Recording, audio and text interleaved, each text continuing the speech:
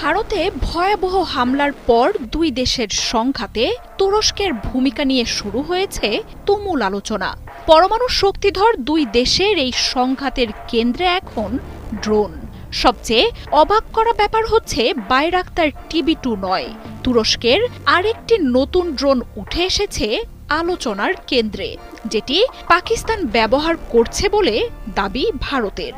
গেল কয়েক দিন ধরেই ভারত পাকিস্তান পাল্টাপাল্টি ড্রোন হামলার দাবি তুলছে।